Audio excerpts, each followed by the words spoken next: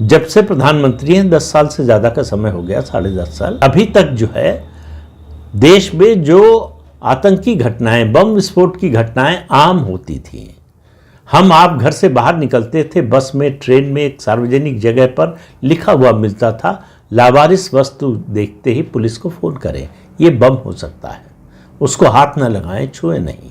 वो पोस्टर कहाँ गए, वो लिखी हुई इबारत कहाँ गई, ये हमको आपको किसी को याद नहीं।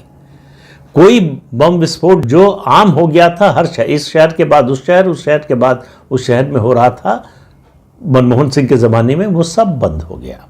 तो लोगों को इसके बावजूद ये उम्मीद थी कि मोदी के रहते भारत में आतंकवाद बहुत बड़े पैमाने पर बढ़ जाएगा।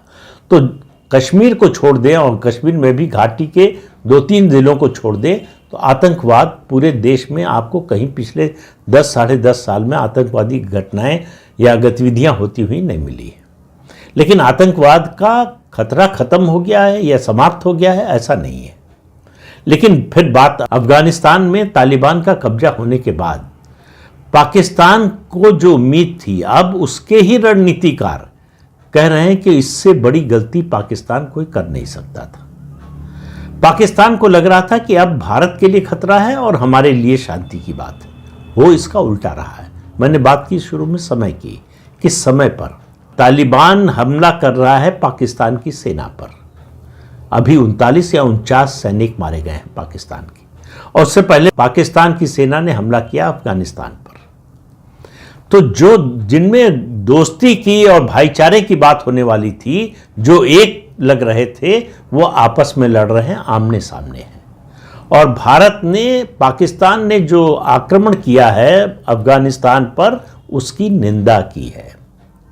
लेकिन पाकिस्तान के जो सैनिक मारे गए हैं उस पर कोई प्रतिक्रिया नहीं दी है।